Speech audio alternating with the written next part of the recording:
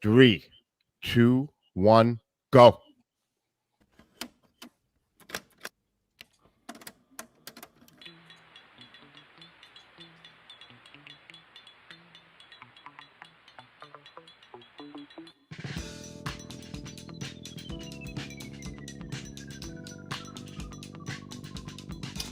Hello, good morning, good evening, good day, good afternoon, and aloha.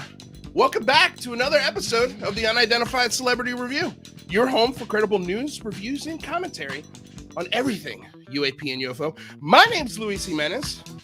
With me, as always, are my trusty co-hosts, Mr. Ratherby Switting and Michael Mataluni. Before we get started with today's show, of course, want to say thank you to the sponsor, BlueMarlinChronicles.com, purveyors of the world's finest fishing tackle since 1995. Want to say thank you to DOS Tapes. Their music is in the description below. Check out their link on the SoundCloud. They provide all of the tunes that you hear on the show. Want to say thank you to KGRA and KGRADB.com for streaming our show every Friday at 1 o'clock Pacific Standard Time. Before we get started, want to remind you guys we've got a podcast available on Spotify, iTunes. We got Patreons and Super Chats going. So if you really got a burning question, get it in there with the Super Chat. Patreon's a great way to support the show. We are a public access channel. We're supported by viewers like you. So do us a favor. Join the Patreon. Like, share, subscribe, ring the bell. That way, anytime we go live, you guys know about it because we provide shows 5 days a week between two channels. Thursdays on the Singularity Live with Michael Mataluni. And then Monday through Wednesday, and then Friday right here on the Unidentified Celebrity Review. So with all that out of the way, gentlemen, how you doing? Good. That was a truly masterful intro there, Luis. It's almost as if you know what you're doing. I practiced it in the mirror and everything. Well, it's a good thing I'm we got... excited for the weekend. Excited for this guest today. I think it's going to be a fun one. Speaking of, he's just popped in right now. Yeah, we've got a tremendous guest coming in today. One of the most scientific-minded UAP researchers I've ever come across. He is absolutely the man. He actually has an amazing podcast and show here on this channel. The gentleman covers science, mysteries of the universe, taking a critically minded approach to the study of our world. Each week, Micah Hanks presents commentary discussions with guests on subjects that include UFOs, folklore, archaeology, ancient mysteries. Ladies and gentlemen, the one, the only, Micah Hanks. Hey, Micah. Greetings. How's everyone doing? You sound wonderful. Yes, I hoped I would. Indeed. Yeah. Mataluni, you didn't tell me we were wearing ties. Yes. Well, we're on the radio, so you don't have to worry about that, sir. Yep, indeed you don't. There we go. You know what? You look pretty smooth though with the pop collar. If you had just put like a sport jacket on, you could pass for. You could be on Secession tomorrow or this Sunday on episode 2, season 3. What it's all about is that where I am in Asheville, North Carolina, you have to be ready for any kind of weather because 2 nights ago it was in the 30s. And then this morning it was in the 60s, and right now it's probably in the 80s. Tomorrow it'll probably be 97, and then it'll be like 30 again the night after that. So if you don't like the weather, wait 10 minutes. It'll change. This is a great place for people who like variety. So I have to have a lot of shirts, right? You can tell it's warm outside by the shirt I'm wearing. There you go. Real quick before we get started, I wanted to say hello to Aaron Desario. He's one of the earliest supporters of the show. He just got back from a small surgery. I'm so happy to hear that you're doing better and that you're here with us today. Welcome back, Aaron Desario. We just love Aaron. He's one of the best out there. So thank you so much. He also helps us moderate the chat. And thank you, Tina Tomaszewski, for doing that as well. And Christopher Plain's in the house. Little co-worker of yours. That's right. I love how Christopher Plain somewhere. I love how Christopher Plain pops in just to kiss his boss's butt right about now. So for those of you who don't know, Chris Plain actually works with Micah over at the Debrief. Yeah. Yep, that's right. So, Micah, man, I'm really excited to have you here because this is the first time we've ever spoken, and I'm been a huge fan of yours for a long time. And then I was even a bigger fan when you guys started the Debrief, and it's been a really great year. We're almost at the year anniversary, aren't we? Yes, that is true. And indeed, it's been a wild ride. In addition to Chris Plain and Jazz Shaw, I saw jumping in there. But I got to mention my man Mike right here. Michael Mataluni was alumni and really kind of helped us get the aircraft into space, so to speak. And so, we've had a lot of incredible people. All you guys in your own ways really have helped. And for myself, just speaking for me, that had always been sort of the idea with the debrief as well, to try and find a way to raise the bar on some of the discussion of this topic, this enduring topic that we all enjoy, UAP.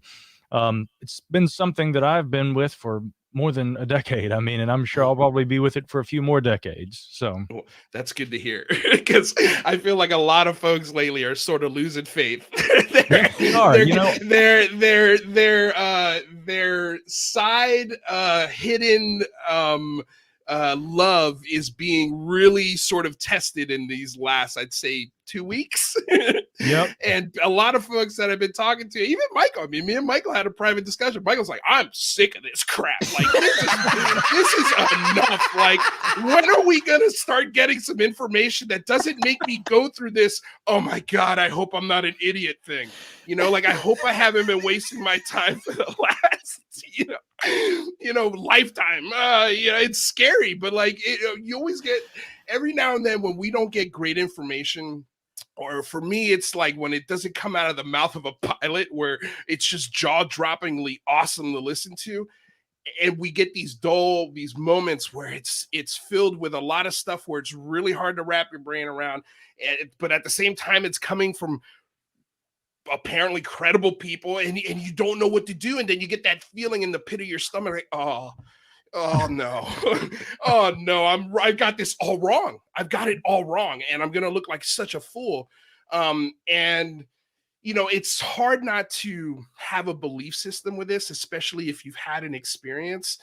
But even though we've had this experience, I try my best to sort of compartmentalize it and try to look things in a logical manner. Because here on the show, we don't want to give you any answers. We have no idea what this phenomena is, but we love looking at it.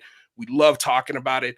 But in these slow moments, it hurts sometimes, and you sort of question yourself. Does that happen with you? Well, it does. I'll give you a fact, by the way, though, about the problem of, people professing to have answers. Here's a real fact, and you guys can keep this with you all your days.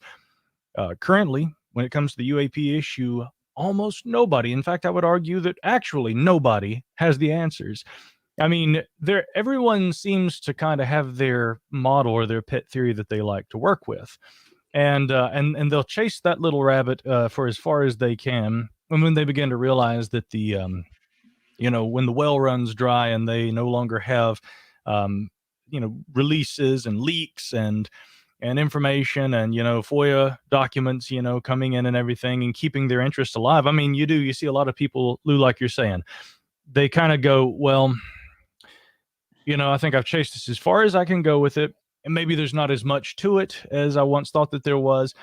Even if there is, I don't seem to have access to that information.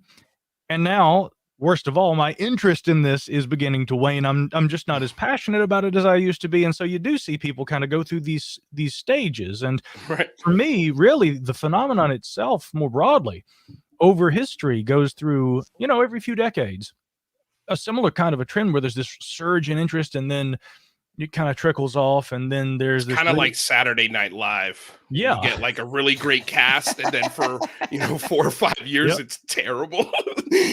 Exactly, and then you got another great cast again.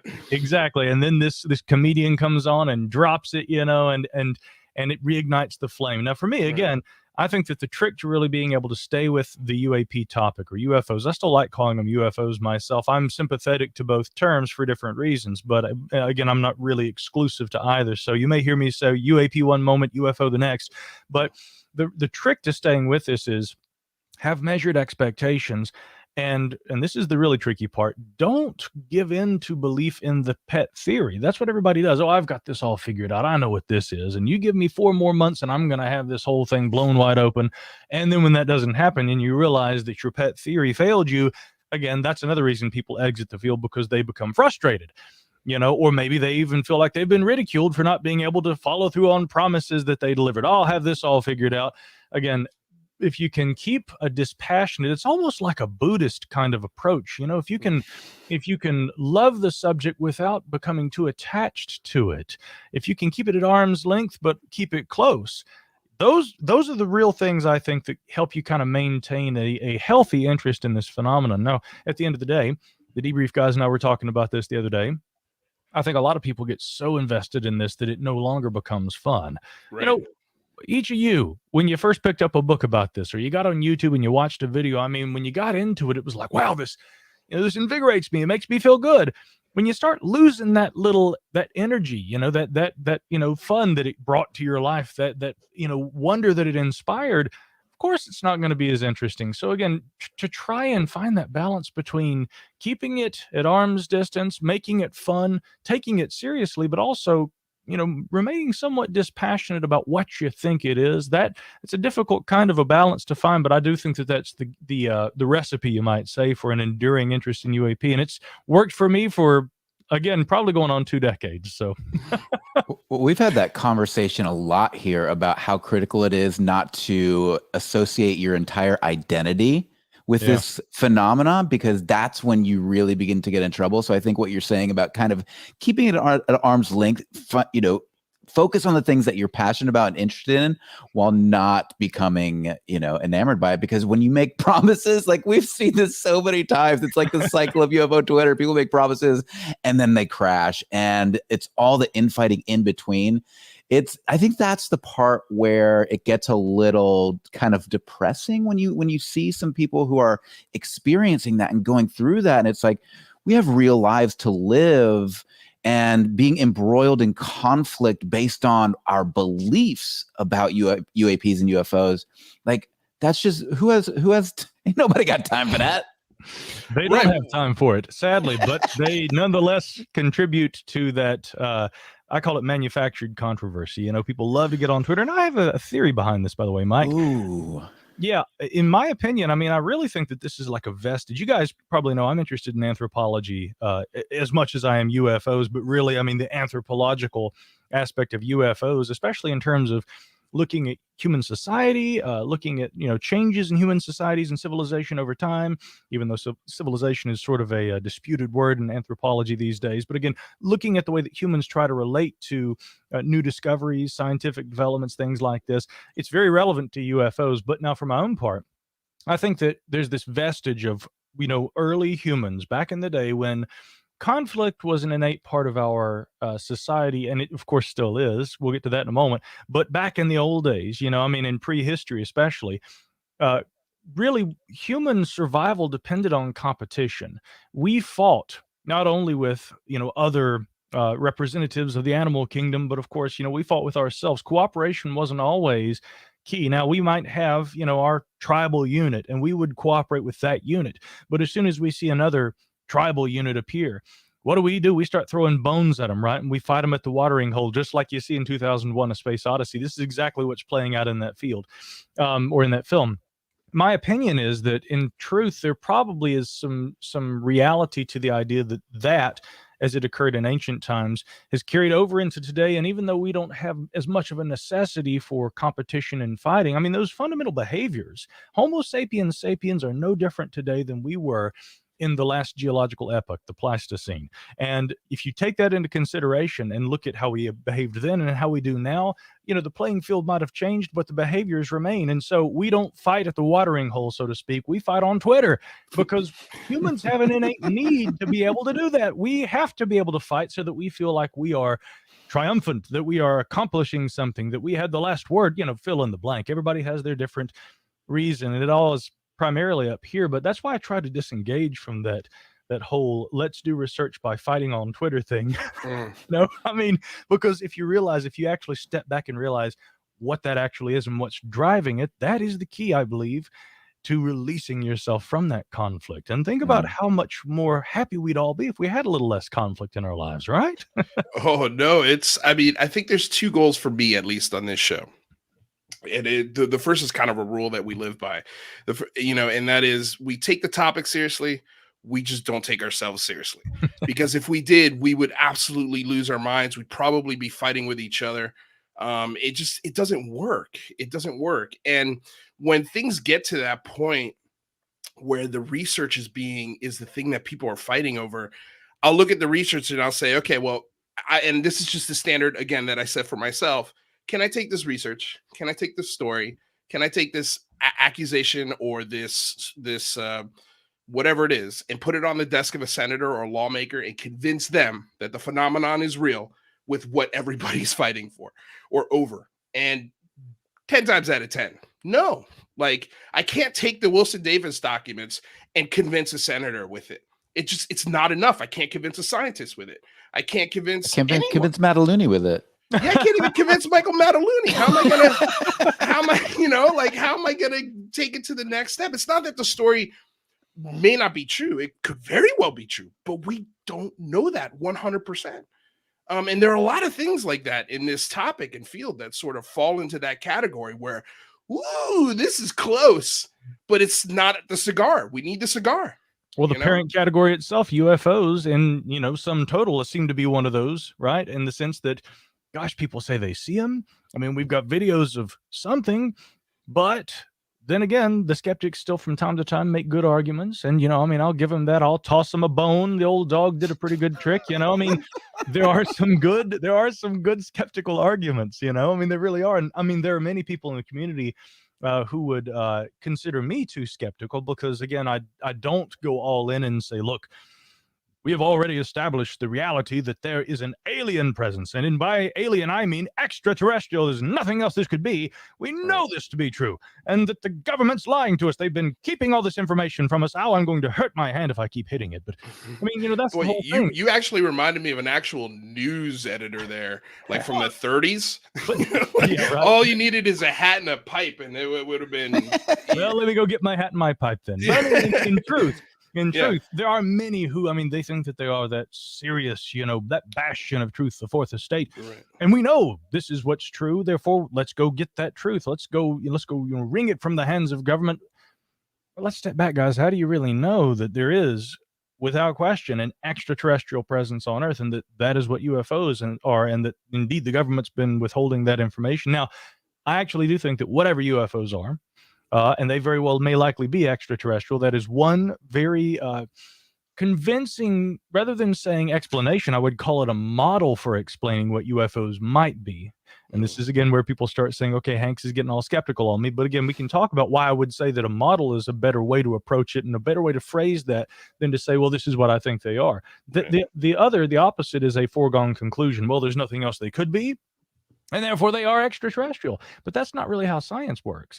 And when we go to government with the presumption that, look, you guys know aliens crashed at Roswell in 1947, and you're hiding the truth and you've been lying about it for decades. That very well may be true. But again, what evidence do you actually have that supports that conclusion rather than the presumption and then the attack that you launch on government or whomever? So again, it very well may likely be that there is a cover-up. I would actually contend that aspects of the UFO issue in terms of government's relationship to it have been, I would stop short of calling it suppression, but they have been withheld, I think. But again, in terms of conclusions about what the phenomena is and what it represents, what its origins are and what the meaning behind it is, we really don't know yet. We don't, but many people think that they do. Right. I think it's important. Michael Huntington in the chat brought up something important, which is the phenomenon. There are many different parts, or the many different pieces to this puzzle. There are many different events, many different experiences that people have, or sightings. And so the phenomenon is often an umbrella term that doesn't disservice to understanding what we're actually talking about here, because there are so many different buckets. And then to your point, Micah, about it all being a foregone conclusion, we talk about this in the Singularity Lab all the time, this idea of first principles. If you can't agree on an axiom, if you can't agree on a first principle, then where are we headed here? And so if you think that it's a foregone, I can't stand when people say, it's aliens, it's a foregone conclusion. Is it? Like, how is that possible? Though I do think it's a very legitimate hypothesis. Oh, yeah. No, it certainly is. In terms of, and I actually think I've got to give credit to Robert Powell of the Scientific Coalition for UAP Studies. I've never been a member of a UFO group ever in my life. But after speaking at length with Rich Hoffman and Larry Hancock and some of the other great, members of that organization, I threw my hat in. MJ did the same thing, and MJ and I are both, associate members of that organization, because I feel like, as far as groups that are currently looking at that and trying to apply science toward it, it is, in my opinion, one of the better ones. And Robert Powell, who is, really kind of, I would say, one of the movers and shakers and also a founding member behind the group, he'd said it best. We don't say that UFOs are alien or that they are extraterrestrial, but the extraterrestrial hypothesis is one of the best ways that we can approach the phenomenon and account for the variety of things that people are, claiming and that we observe in, observations and literature and data that has been collected, now for decades. So again, very much like what I was describing earlier, and as Robert Powell would argue, we use that as a model to help us possibly explain what we are dealing with. Now, although I think in terms of trying to understand the big picture about, okay, people see these things, therefore, what does that represent? Because again, for a lot of people, they would immediately, coming back to foregone conclusions, say, we know it couldn't be extraterrestrial. But then they lead with their own presumptions of different kinds. Well, it must, therefore, if it can't be aliens, because we know it can't be aliens, it must be China or it must be Russia.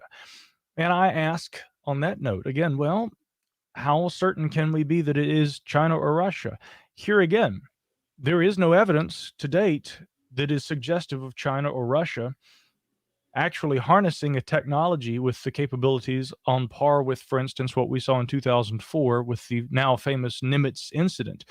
People can argue all day that it must be a foreign power, but there's no evidence in support of that any more than there is in terms of the extraterrestrial hypothesis. So again, proponents of the ET idea would probably argue that given the fact that there is so little data in support of these earthly conclusions, and we can't account for any kind of Earth technology, government or otherwise, anywhere at any time that matches the criteria, we have to be thinking outside the box and looking at other alternatives. And so again, in that context, I do find the extraterrestrial hypothesis as a good potential explanatory model.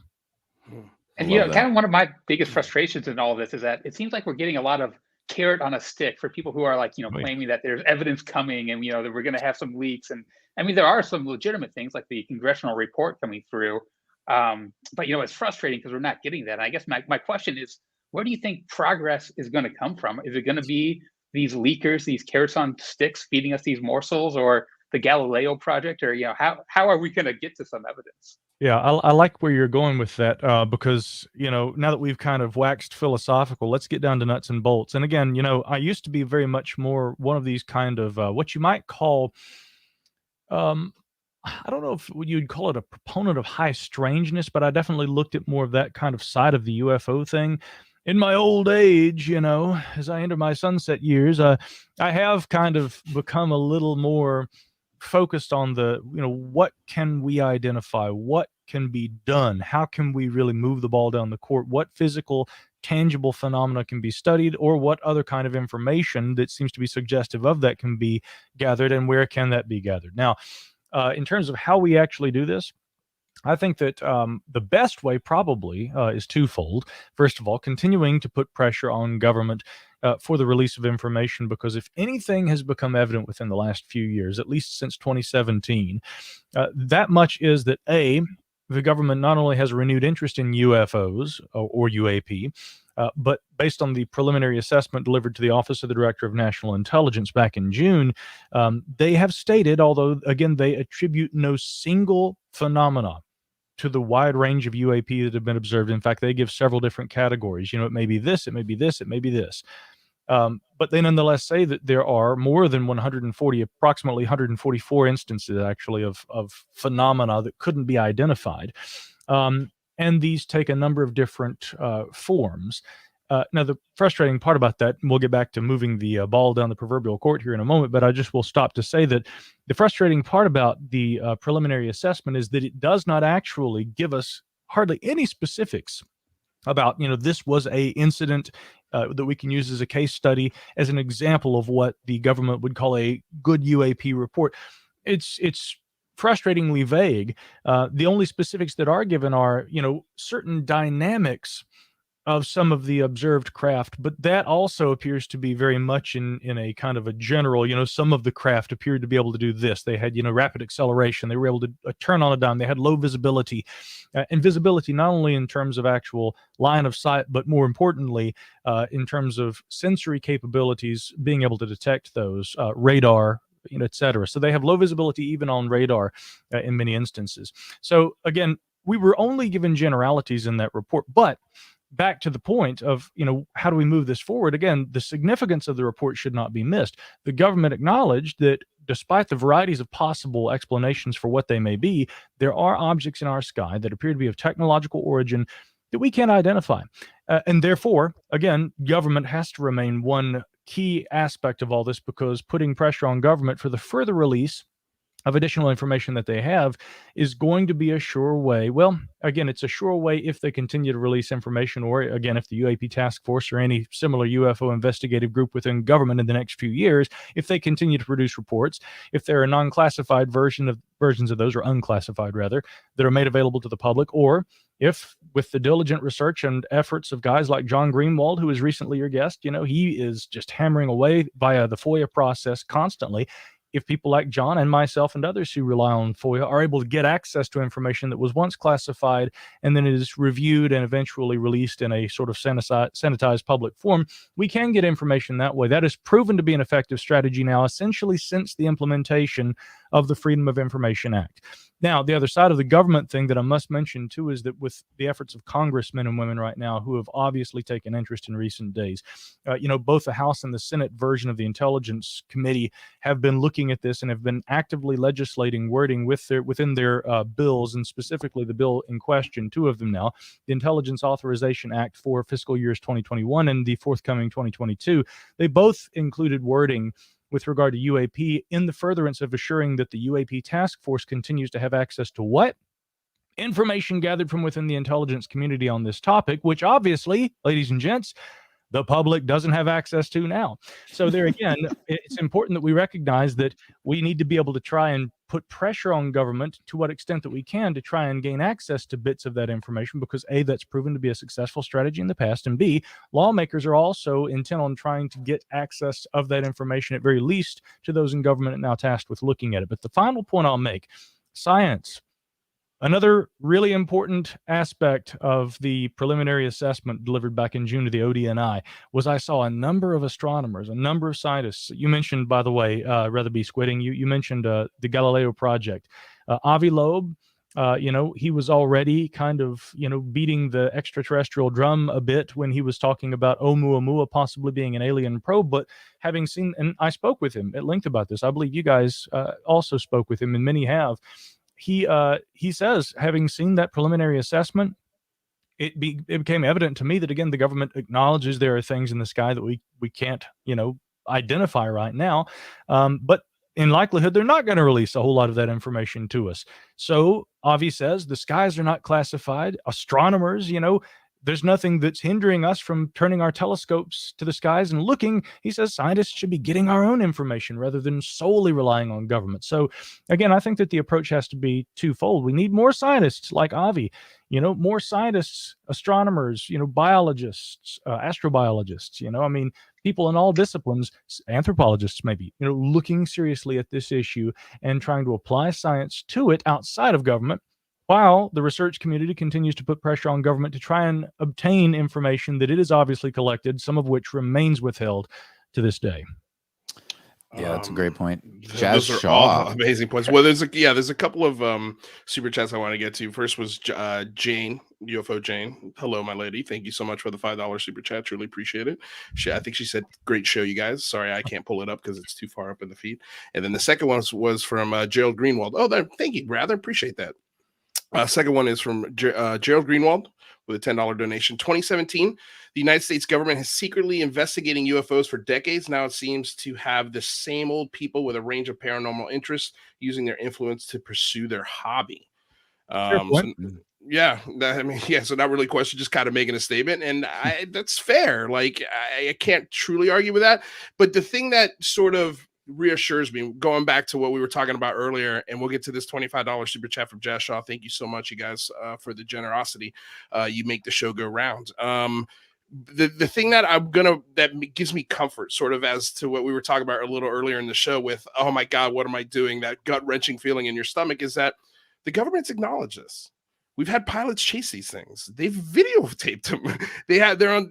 They've publicly come out and backed the story. Multiple pilots, three on the same incident. So those are the things that sort of give me hope when we go into lulls like this. What are you gonna say, rather? Yeah, I mean, even if the origin of all these government programs had kind of a wacky origin, right? Like there's these programs that are there now. The UAP task force are clearly looking at real things and are giving reports to Congress and are doing, real great work. Yeah, so I don't think it matters how it started. Well, to that point, really quickly, again, there's been a lot of discussion in recent days about whether, I guess, and this kind of to Mr. Greenwood's point there, whether some of the long-held players in the UFO sphere, are essentially having been involved for years, just kind of fulfilling their own, you might call it wish fulfillment in some instances, because they seem to be pursuing their own interests and they have their own beliefs. And a lot of the claims about UFO related topics that have been pursued don't seem to hold as much water as those proponents, might have claimed. Now, obviously, I'm trying not to name any names because I have a lot of respect for a lot of those individuals who have been in this game for a very long time. But I think we have to also acknowledge that they, from time to time, and humans in general do this, talking about anthropology again, people tend to kind of formulate an idea. And when those neural pathways are connected, those connections are made, it's difficult sometimes, especially if you pepper in a little ideology or even a little religiosity. It can become very difficult for people to unmarry themselves from ideas. I think it morphs from an idea to a belief. Well, certainly. Again, you can have what you think is an idea, but then over time you find yourself, defending that idea again with almost, it actually is religious fervor. And I know so many great researchers who they have their weird little, whatever their little fixation is, that, they may have the best overall perspective on UFOs, but then there'll be one thing that they have latched onto that is erroneous, and they continue to defend it, till their dying breath. And I'm like, guys, you got to learn to just let go of some of this. But now, in terms of criticism of the field on account of that, that's another thing that I've seen a lot these days. For instance, let's look at a couple of what have become modern kind of archetypes in ufology. There's Bigelow Aerospace and Bigelow's advanced, space systems, anything that Bigelow's been involved with, ATIP, ALSAP, what have you. There's Skinwalker Ranch.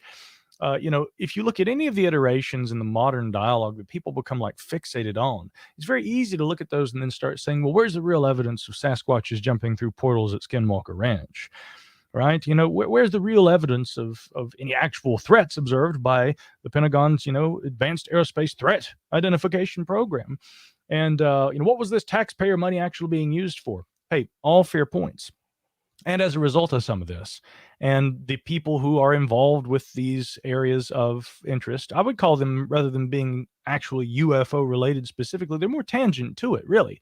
But people become very disenfranchised. They're like, well, the more I look at it, the less I'm inclined to think that anything actually happened at Skinwalker, or that, again, take your pick. And then they say, okay, therefore UFOs don't exist. And I'm like, wait a minute, hold on. No matter how dubious some of the claims may appear to you, there nonetheless, to me, remains a record long before there was a Skinwalker Ranch or an ATIP program or an ALSAP program, or Bigelow Aerospace or any of these things, with all respect to Mr. Bigelow, because I know he's had as much of an interest in this for years as anybody, probably more than most. But if we go all the way back to the 1940s, there were remarkably consistent descriptions in the record, going literally back to around 1948, of objects very similar to the so-called Tic Tac that was seen in 2004. There was an instance where a group of military, actually, I guess they would have been naval employees, because they were administering tests with skyhook balloons, and they were, I think, launching these from White Sands, and they were observing what they thought through a telescope was their balloon, until they realized their balloon's over here. And so they trained their telescope on this object. And there's, again, a egg-shaped or an elongated kind of cigar-type shaped, bright white, almost reflective object flying along very quickly. They estimated it as moving, some remarkable speed, like, I think 20,000 miles an hour or something along those lines. And they followed it and they tracked it and they tried to, gauge what this thing might have been. And at the time, I think that they concluded it's obviously not a balloon because we're looking at our skyhook balloon over here and that thing's really booking it. So they thought it must be some kind of, experimental technology. A lot of those early UFO sightings were like that. People said, I didn't say anything about it initially because I was worried that this was the new, aircraft that Lockheed was building or what have you. Look at the incident involving Lonnie Zamora there at Socorro, New Mexico in the late 1960s, a case that Blue Book, and I'll point out that Blue Book leadership at the time under Hector Quintanilla was a little less than amiable toward, UFOs. They weren't necessarily always accepting of it. In fact, by that time, Quintanilla and the Air Force in sum total, they really wanted to kind of wash their hands of UFOs. And then this police officer sees a landed, again, oblong, egg-shaped craft with two what appeared to be humanoids in silvery suits outside of the thing. Now, he never said they had, big heads and bug eyes. He couldn't really see them at that distance, but there were undeniably two individuals outside this landed craft.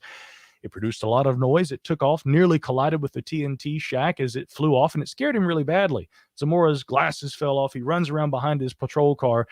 But he was interviewed extensively. J. Allen Hynek, I think, actually went to the location. Blue Book conducted an investigation. And despite his misgivings about the UFO topic and Air Force investigations of it, even Hector Quintanilla had said, okay, this is a really good UFO report. And by some accounts, many, in fact, it remains one of the best of all time. The point I'm trying to make is, if you look at the descriptions of those oblong, white-colored or very bright-colored, egg-shaped or tubular or cigar-shaped, different names seem to apply, but they, for the most part, kind of describe similar craft. Those have occurred for years. And for people who get fixated on Skinwalker Ranch or just everything that's happened since 2017, or maybe if we go all the way back to 2004, I see a lot of faulty logic being applied. Well, this obviously is our own stuff. Somebody cooked this up out there at Area 51, and, they're just testing it on our Navy, because, how better to gauge the efficacy of a experimental aircraft than to test it against the mighty Nimitz, carrier and its carrier group. Well, to which I would say, again, were they making Tic Tacs at Area 51 in 1948 or 1967 or in 1973? When the famous Coin UFO encounter, a group of military servicemen flying a Huey helicopter encountered, again, a long, elongated kind of aircraft. They said that there was a dome-like feature on top of it, but this object nearly collided with their helicopters they're flying along. They were later accused of trying to cook up a story and win a prize from the National Enquirer. But these were military servicemen, not unlike Commander Fravor and Alex Dietrich and others who in the modern UFO dialogue, have been saying, look, we were serving our country proudly and saw something we couldn't identify. Lieutenant Coyne, he said the same thing.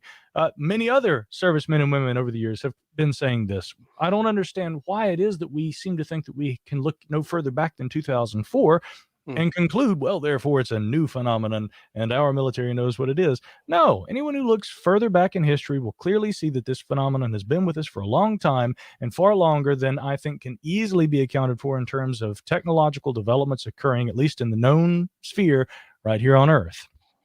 Okay, so when are you coming back on the show? Yeah. I think we could literally listen to you talk for hours and hours. I think the rhythmic melodic tone, but I want to point one thing out quickly, because you make a really interesting point here. And one of the things that we talk about a lot on this show and the Singularity Lab are these cognitive biases and logical fallacies. And one particular fallacy that we covered recently was called the fallacy fallacy, which is presuming that because a claim has been poorly argued or a fallacy has been made, that it is necessarily false or wrong. And that's the most important point here, I think, that you bring up in that conversation, is that just because a part of this was misrepresented or misreported, or just because you find something in particular to be wrong, or a certain quality of debunking has been done to a certain aspect of the phenomenon, doesn't erase everything. And I think that's an important point that you make, because it's so easy to be like, oh, well, it's just this or that or the other. You're jumping to conclusions as well. Those folks are jumping to conclusions as well. Brother Mike, you make an excellent point right there. Again, rather than just reading quote unquote pro UFO literature over the years, I've spent a lot of time reading a lot of skeptical analyses. I've bought books by, Donald Menzel and Philip J. Klass, and read them. And I think that there are times where Menzel and Klass may have gotten it right. But the problem that I also begin to see is where ego begins to trickle in. And when you're able to debunk one or two UFO cases convincingly, you begin to think, as I no doubt suspect that Klass especially did, well, if I can easily debunk UFO cases like this, I mean, certainly they must all have similar, easily debunkable explanations. And then he goes about, producing what to me were more and more credulous debunking scenarios. I mean, he would produce these explanations that strained credulity so much that it seemed less likely what he was proposing in many instances than simply to have accepted that a pilot or a civilian witness or whomever had actually seen something they couldn't identify, and maybe, just maybe, without drawing any conclusions or injecting any suppositions into the argument thereafter, we could just resolve to say, we don't know. And that's really the fundamental problem and the difference between skepticism, which is healthy and necessary, and then debunking, which is, well, if I can explain 98% of all UFO sightings, maybe 99 on a good day, then why not 100? They're all explainable. No, they're not. No, they're not. But that ideological bias, like you're talking about, Mike, again, I've seen so many skeptics get into that habit, and even a lot of really good researchers who initially maybe are pro-UFO, then they start seeing a story or two about a new development. Here's what Lockheed may be cooking up. The Navy's released some files about a, research project they'd been involved with a few years ago. Okay, well, I see things that might explain certain aspects of the UFO phenomenon. And then I see how crazy a lot of adherents to the idea of extraterrestrial visitation are. Therefore, UFOs don't exist. Again, so those kinds of logical biases really kind of erupt out of a variety of different interpretations of the phenomenon. Even once hopeful proponents can fall into that trap of saying, it's obvious to me that this is all easily explainable. There never was any kind of UFO phenomenon.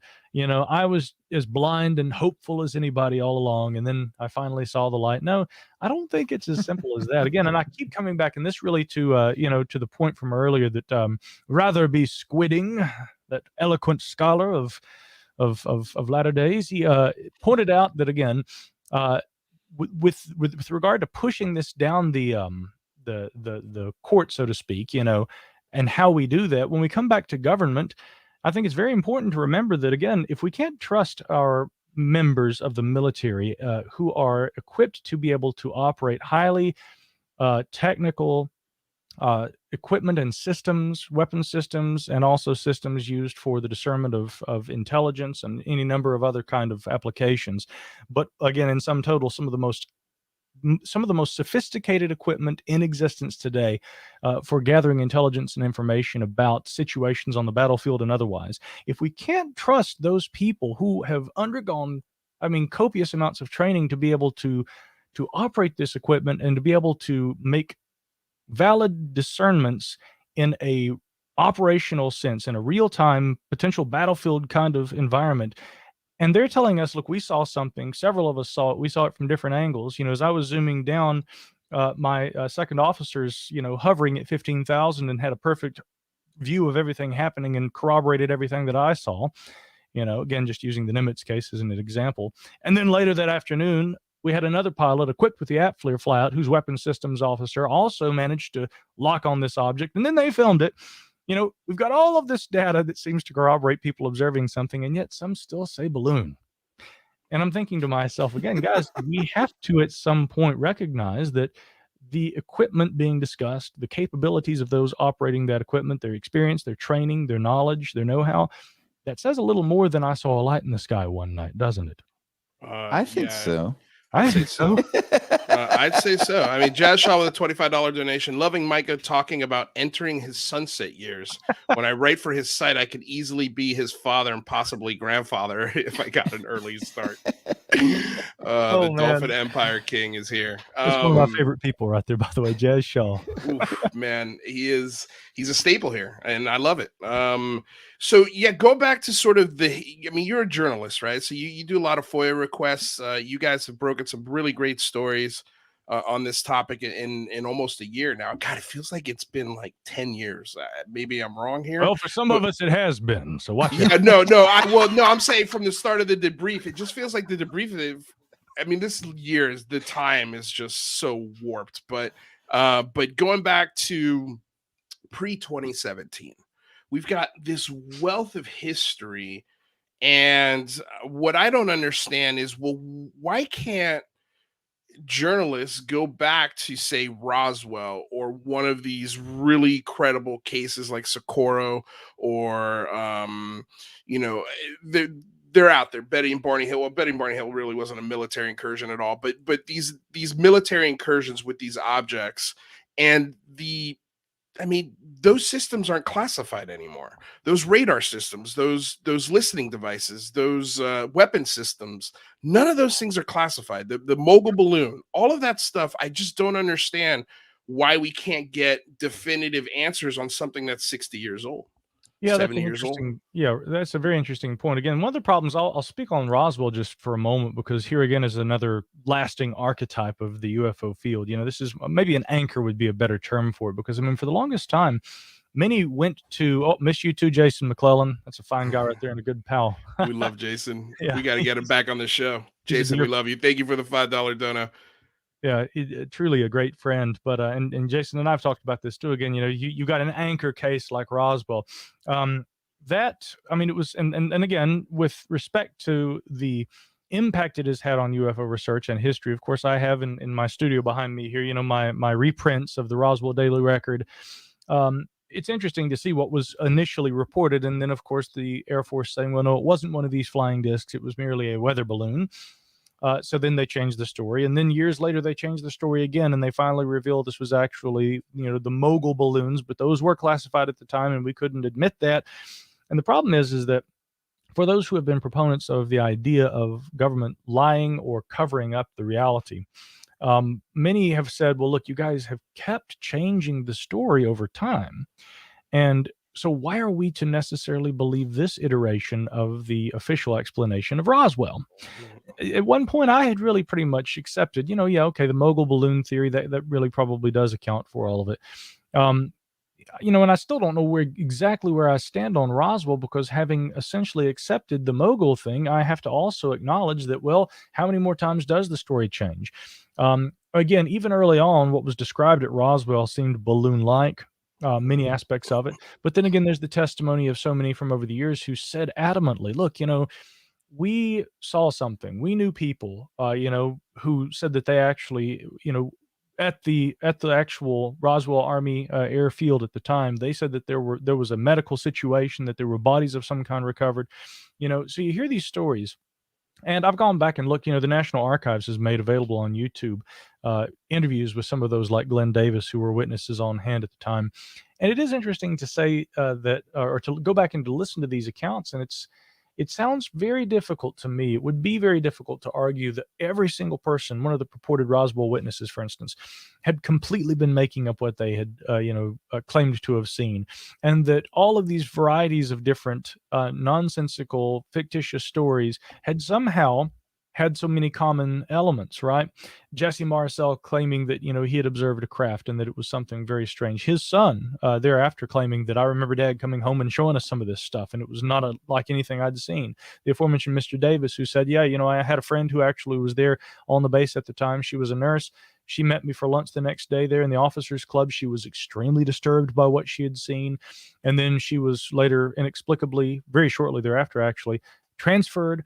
I never heard from her, but then I tried to write to her again later. She had been sent to, I believe, London, and he'd received a message, letter returned to sender, because she apparently had died in a, flight that went down, a crash. Again, we look at all these stories and it's difficult to know exactly what to make of it.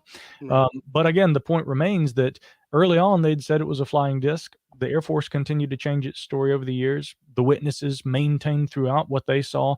We may never know at the end of the day what exactly happened with Roswell, but, to your point, Lou, about going back and, can we not reinvestigate some of these cases? A lot of researchers have. Kevin Randall, the late Stanton Friedman, of course, also had.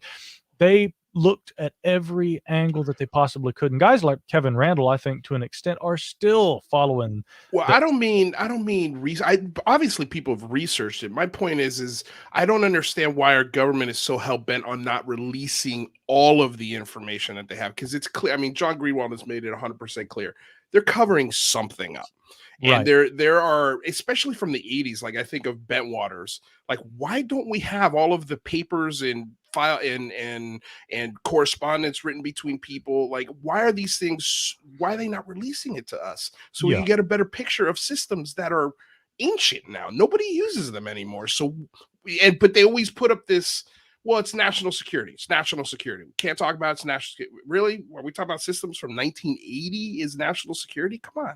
You know, that reminds me of an interesting discussion I had at the International UFO Congress back in 2013 with a noted skeptic, Robert Schaefer, who was there. And, you know, I'd gone up to him to chat with him and everything. And you know, he had actually said at one point, as we were discussing UFO sightings and everything, I said, you know, do you think it's possible that some of these might be our own, or that there might be known technology or unknown technologies, perhaps would be better, that could explain some of this? And he says, no, I don't think so. Because if any of this were our own technology, that would have been declassified by now. I mean, that we would know about it by now. We know about, you know, the B-2 stealth bomber. We know, of course, about any number of other previously classified technologies, you know, whether they're aerospace or otherwise. But I think that one could argue on the other side of that, that there are also a lot of things that have remained secretive too. If you go back, for instance, and you look at the Just Cause thing, cause was the, you know, Citizens Against UFO Secrecy, you know, a sort of a activist group back in the 70s and 80s that was really pushing for trying to get the release of information about UFOs from, for instance, the National Security Agency. And by the way, John Greenwald has written about this in his fantastic book. He's got two of them. You can get them there at theblackvault.com, his website. I own both of those, and they are recommended reading not only for the information that they provide on cases like this, but also because he tells you a lot about the FOIA process and how it works. So, but John touches on the fact that, you know, the NSA did not release their UFO data to the call. Speaking of, there he is. He's in here. Very good. What's up, John?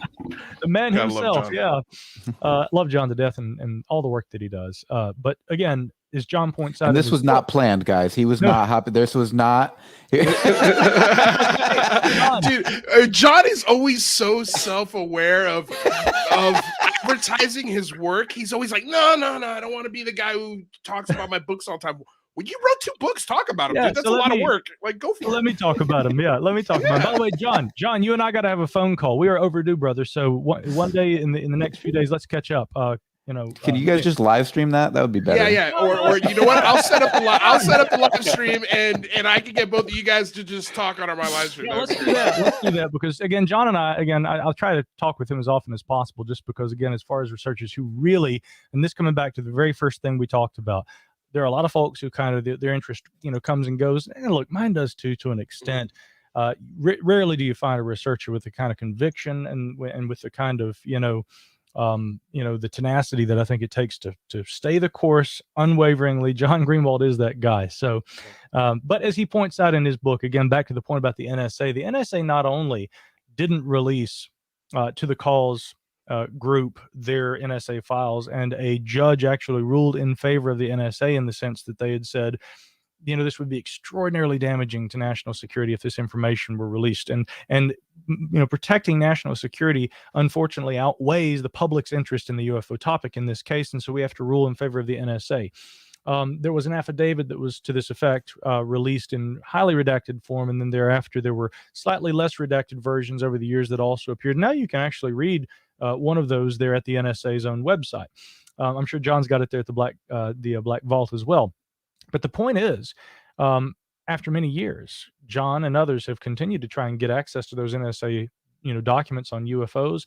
But guess what? Now they say they don't exist anymore. So not only did that information never fully actually be released, but now the NSA claims that they've purged. They didn't ever say that they really purged them, but they claim that they don't have them anymore. So one has to, you know, assume that somehow those documents went missing or something happened to them. And the government, various branches of it over the years, and individuals working within those branches have said for a long time, the best way to keep secrets is never have anything written down. But I'm going to tell you, when it's written down and you want to keep those secrets, a lot of people find a way to keep them anyway. And that may even go to the extent of the destruction of what I would consider to be very vital information, because let's go out on a limb here for a moment. What if extraterrestrials are behind UFOs? What if that is really the conclusion that eventually is to be drawn here? What if that information, or the best information that we have supporting that reality, is being systematically destroyed by intelligence agencies, thereby not granting access not only to civilians like me or John or you guys, but that also extends to the UAP task force. If they don't have documents to supply, then not even our task force under the Office of the Navy can look at that.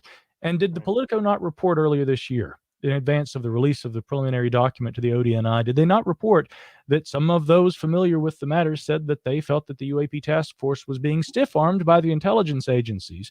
Again, if that doesn't seem likely, why else would, in the Intelligence Authorization Act, the proposed bill for the act looking at 2022, would Congress be saying, we want to ensure that data, including data previously unreported or supplied to the UAP task force, makes its way to them so that they can produce these quarterly reports? Obviously, there's an issue in government with providing data. So again, to the old idea that, well, but we'd know by now. Nah, I'm not so sure we would. Yeah. Real quick, Campbell and Isaac, we're going to get to your questions in a second, but this is something that's been going around here the last couple weeks, and it's this idea of amnesty to the people who've been covering this up for the last 60 years, government officials giving them basically a pass for lying to people. Do you think that's what might be holding some of this older information up? This idea that people are afraid to be, class action lawsuits, the government's going to get sued, yada, yada, yada, or is this a small part of a much bigger issue? We could speculate that there are a variety of reasons. And again, there's some historical precedent for this, but, in some cases, government agencies, if there's particularly damaging information about actions they might have taken. I mean, a great example of an agency that has done this sort of thing in the past and tried to, cover up their involvement for as long as possible would be the CIA. The Central Intelligence Agencies carried out a number of different operations over the years that at the time might have been in the best interest of the United States and our way of living and national security. But unfortunately, there were side effects, and some of those side effects were not made known, for many decades, and I'm sure that that's still the case even today. So the point would be that one reason why some information, older information, may not be released is fear of embarrassment. This is going to make us look bad, and if it makes us look bad, CIA or any other agency, well, that may potentially undermine the American public's faith in our agencies and their ability to protect us. So we can actually argue that we want people to trust us, and they want us, they want to, be able to feel like they can rely on us to defend the American interests. So let's not release that information. Now, I would say that, first of all, that's wrong. Yeah, that's wrong. We as the people, okay, under the Constitution, the rights of we the people. I mean, we have a right to know. We have a right to know what our taxpayer dollars are being used for. We have a right to know what officials that we elect, and appoint to represent us in Washington are doing and how they represent us. The problem, of course, is when we get into the more bureaucratic elements within government, where we have government officials who are appointed, not elected. Sometimes they remain in positions of power for decades, and these individuals and agencies and these bureaucratic contingencies, again, they often are protecting what increasingly with time, to me, seem more and more like their interests rather than the interests of the American public and the American way of life. So again, I'm always an advocate for, when and where possible, the release of information. The one place where I would say that a fair case might be made for secrecy is in the instances where, sensitive information, ways and means, information about how data is collected, systems used to collect that data, things like that, that again might thereby potentially impact American national security or endanger American lives. Yeah, I can see why secrecy is perhaps warranted in some of those cases. Quick case in point, Christian Lambright, I believe in 2019, I think, initially filed the FOIA request where he was asking the Office of Naval Intelligence about a classified report, which has been, it's been quite a bit said about it, involving the Nimitz incident. We, of course, saw an executive summary that was released a while back, but there have been references to a longer classified report, briefing slides, and things like this. Well, in their response to Lambright, this is exactly what the Office of Naval Intelligence actually stated. They said, "We have found some relevant material. There were briefing slides. There was a video. That's interesting." And they say, well, but here's the thing. The release of this information would gravely undermine national security and endanger, the lives of military servicemen and women. I'm paraphrasing, by the way, but again, their response was essentially saying, no, we can't release this because it would be more harmful than good. Now, maybe that's a fair point. I know a lot of UFO researchers who'd really like to see that classified side of the story, or at very least a redacted version of it. And I find it hard to believe that at least some portions of it couldn't be released after, all these years. But again, many researchers are of a mind that we may never see that full report. And so again, I have to understand and respect to an extent secrecy, but man, you got to find a balance. There's got to be a line. And I do think that there is an abundance of excessive secrecy, which protects interests of those in government more so than it does the interests of the people. Well, it's not even psychologically effective, right? I mean, you brought up the point earlier that it's, they're trying to ensure that they're trying to keep security tight when it comes to the lives of American people. But when it's not that, you made a point about it being wrong to withhold it from we the people. Not only is it morally wrong, it's psychologically incorrect. You are not going to get people to trust you when you're lying to them. Right. Well, that's why we started the phone home, and it was sort of the underlying message of it is that the American people don't trust the government anymore. In this topic, for me, and sort of, it's the perfect topic to bridge that gap, because everybody wants to know more about this. It's really difficult to politicize this as a red versus blue kind of thing. Everybody wants to know. I mean, you've got senators and congressmen on both sides of the aisle. This is one of the only bills that passed with everyone voting for it, both sides. It's the only thing that they can vote on where they're like, yeah, okay, let's do that, and to me, that is awesome. It is great to see, and I think it's going to start snowballing into the things that we want to see. But like, for example, the Tic Tac footage that was filmed off the coast of San Diego. The footage is now almost 12 years old. Let's just see the longer version. You already have confirmed it is real. We know the videotape exists. We know the story is real. Let's get the whole video. Let's get the whole thing. Like, why are we holding that up? We already know it's there. 18 years, right? Yeah. 2003. I have to say that troubles me a little bit because I have spoken to a number of the witnesses, of the events, both on my podcast and then also outside of that, just for research purposes. Again, Gary Voorhees had been one who described seeing a longer piece of footage. Now, again, when the Pentagon actually released last spring the 3 pieces of footage, which previously had been the result of what we understand to have been an unauthorized release, a leak, essentially. And we also must recognize that the footage associated with the Nimitz incident had been online for years. Paco Chirichi, even in his article back from 2015, really the first lengthy article that ever talked about this before it was publicly addressed, and then, of course, became the huge incident that it is. He even notes the fact that somehow the video made its way online. And he remembered when he would tell the story, because he was really good friends with Dave Fravor, and he had described how when I would tell my friends the story, I would use that YouTube video of the incident that, Chad Underwood had filmed with the Apfleer as a kind of, here's a demonstration of what we're talking about. And he says the video itself wasn't necessarily remarkable, but in the context of the story that Fravor and others had shared with him, he was like, it was incredible. And then it gets yanked off the internet.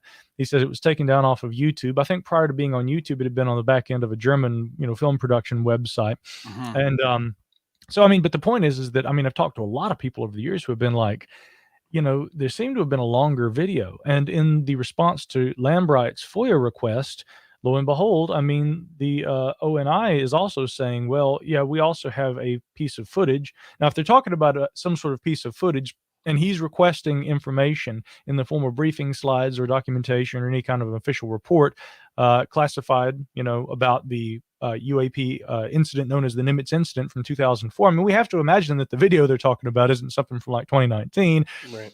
It must have been related to that incident. And so I'm a little troubled by the fact that when the Pentagon did the official release, these historical UFO videos, or UAP videos as they term them, and they said, we released these to help answer a number of questions. And among those questions, they had said the insinuations by some that there was a longer version of the video. They say, no, these are the complete videos. And I'm like, well, is that necessarily true? So we have to take into consideration a couple of things. If it were just hearsay, and again, some of the witnesses said, I think I remember seeing a longer video. Well, that might be accounted for by lapses in human memory or something. But when you have an actual FOIA response saying we can't release what we have to you, which includes a video, and they state that there's a video seemingly related to that incident, I mean, it really causes you to wonder. And I'm not so sure that the right hand knows what the left hand is, or if it does, that we're getting the full story. Right. That's a great point. Great point. That's an amazing, and I think that's exactly what's happening. The right hand doesn't know what the left hand is doing. Michael, you want to get to this $25 super chat question from Campbell Moriera? Absolutely. Yeah, Campbell, go ahead. Yeah, go ahead. Hey. Well, you've got a better radio voice than I do. Yeah. Why don't you go ahead and read this for us, Micah? Okay, I can do that. Yeah, Campbell asks, in an August article, Micah mentions the UK Mods declassified top secret Project Condign report. It says UAP indisputably exist and are almost certainly novel atmospheric plasma phenomenon. Why isn't it talked about more? That, I think, is the article I did, which was getting different perspectives from scientists on the extraterrestrial hypothesis and whether or not it seems like a likely explanation for the UAP observed. But as far as Project Condign, yes, between I think 1997 and 2000, the UK the United Kingdom's military conducted a study of unidentified flying objects, or as they termed them at that time, UAP. So keep in mind, 4 years before Nimitz and well before all of this hubbub over calling them UAP right now. I mean, really, I've seen references to UAP, I think, used going back to maybe documents from the late 40s or 50s. So it's been in use. But to the point that he raised there, again, the conclusion of the Condign report, as it was called, had been that, yes, indeed, UAPs exist, but they appear to be some sort of a plasma kind of phenomenon. Now, I'm sympathetic to that as one possible explanation for what some UAP may be, and the reason being because I've done a lot of hands-on research myself for many years at a location just about an hour and a half away from me called Brown Mountain, North Carolina. And more broadly, I think that the same phenomena popularly associated with Brown Mountain occurs at the Linville Gorge wilderness adjacent to it. But what appears to be happening there is some sort of a geophysical Earth-like kind of phenomena. William R. Corliss was an American physicist who, again, just did incredible work documenting all different kinds of anomalous phenomena in virtually every branch of the sciences. And he put these entire source books together on luminous phenomena in nature and things like that, which are great for UFO researchers because they definitely have sections on things like Foo Fighters and stuff like that, which, again, are interesting. And I would hesitate to say that Foo Fighters can be explained as natural phenomena. There have been some who've tried to make that claim in recent years. Coming back to the idea of Project Condign and atmospheric plasmas, yeah, they were basically trying to say there's something to what people have traditionally called UFOs or UAP, but we think that there's a natural explanation. Yes, I think that that is one explanation. Much like what the preliminary assessment was arguing back in June, there are probably a variety of different things that fall under the broader umbrella of UAP, but to try and say, and therefore they're all this, that's where I think you get into that kind of logical fallacy. Right. There's probably a good case to be made that some UFOs are plasmas. But again, when we talk about what are obviously structured craft, I mean, I saw an article on Medium the other day, essentially saying the Nimitz UAPs were in likelihood Hestelin phenomena. And this was the term that they were using for essentially. Wow. Yeah. Again, in reference to Hestelin, Norway, which is another area where there appears to be probably the root cause is something geological. It's probably seismic phenomena, just like what I suspect is happening at Brown Mountain. Something akin to ball lightning occurs in these areas, and it occurs with a slightly greater frequency. And sometimes the manifestations have a longer duration than traditional appearances of ball lightning. But again, the problem is, unfortunately, I think people come up with an idea of this could explain some UFOs, therefore it's all UFOs. It's like, whoa, not necessarily, guys. Well, and there also kind of there's a logical fallacy of, if these are plasmoids, maybe that's part of, ET powered craft or something like that, right? Like it might not be mutually exclusive. Now, there's an interesting point to be made right there, because again, if we go back to the Belgian triangle wave from the 1990s and subsequent observations of these large triangular aircraft, which remain, in my opinion, unaccounted for. There's not a shred of evidence that suggests that this is something that our government has. I'm not saying it isn't necessarily, but there's not a shred of evidence that supports that conclusion yet.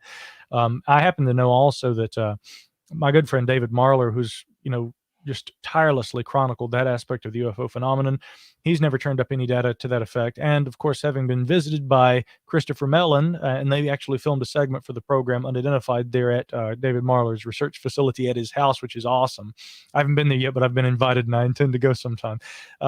Chris Mellon has said too, I have tried to look for any information about a possible, black project in government and never found anything that supports the idea that these triangles are ours. But the reason I bring those up is because concomitant with the sightings of the large black triangular craft were also these independent floating kind of, globulous yellow colored lights that would sometimes descend from the craft and then ascend and go back and join up with them, which were very much like ball lightning like phenomena.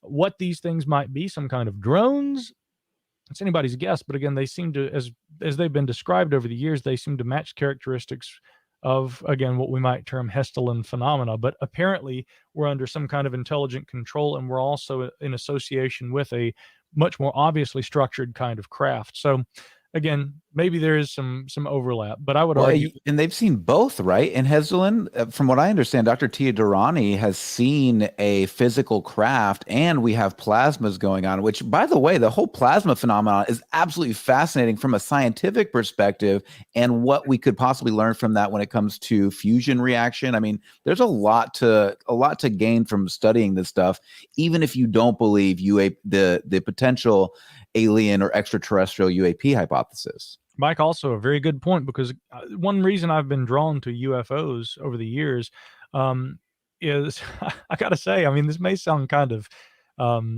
depressing for some people, but for me, I don't know that I have a realistic expectation that in my lifetime we will A, solve this phenomena and have a complete understanding of it, or two, that all information that is in the possession of some parties here on Earth, government or what have you, will be made public. I don't have a realistic expectation. I naturally hope for that. Again, I'm hoping that John Greenwald's going to keep hitting those guys with FOIAs, and we're going to keep, chipping away at it over time. And like the little bird, that spends 100 years cracking away at the crystal, eventually it's going to shatter. That'd be great. But I don't have a realistic expectation that in my lifetime that's necessarily going to happen. I can hope for it, but I try to measure those expectations. Now, that said, as far as structured craft observed at these locations and things, Mike, well, actually, again, I wanted to say that, anyway, okay, I'm getting off point. Come back to Brown Mountain for a moment. I interviewed a witness who said that they saw one of these large black triangles at Brown Mountain while he was there actually trying to observe the so-called Brown Mountain lights. He said the Brown Mountain lights didn't show up, but he says all of a sudden this huge black silent triangle begins flying into frame and just drifts slowly over the Linville Gorge. He wasn't alone. There was another family of observers from Charlotte, North Carolina that he'd been talking with that night. And I'm just thinking, you go to see one kind of UFO and then you see another one. But again, that does happen. And I'm not surprised that similar things have been said about Hesselian. But really quickly, I will say that to your point, Mike, about when you go looking for the one kind of UFO and it leads you to maybe a slightly deeper understanding of something tangent to it, but nonetheless useful to science, I think that that's a great byproduct of UFOs. And so to tie all that together, I'll just say that with or without realistic expectations of seeing the full, knowledge dump in my lifetime, I hope we'll learn a few things along the way at very least. And I already have. And that to me is one of the more rewarding aspects of seeing past the flavor of the month aspect of all this. Push on, even when it's not as interesting, it's not as fun as it was. Keep pushing, push through it because it'll get interesting again. And if you're a diligent researcher, you'll always be rewarded with something new and exciting. You hear that, UFO Twitter?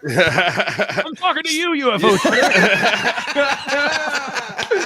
I love it, man. I absolutely love this. Okay, so IceHawk2K7 with a $10 donation. Thank you so much. Great show as always. A key point to counter the quote experimental crafted tested against the Navy line of thought is the fact that experimental craft are kept carefully within safe testing airspace. I think that that's a really important point. I also think that it would be a grave injustice against our military servicemen and women to imagine that the way that we test our new experimental aircraft is we go and we scare the bejesus out of them by sending them out there and, without ordnance, by the way, to intercept these craft. And as if to rub it all in, as Fravor and his company are being vectored out there to investigate whatever this thing was. In the Nimitz case, they ask, what kind of ordnance are you carrying? Well, none. I thought we were just training, guys. It's like, what a cruel way to test your new technology.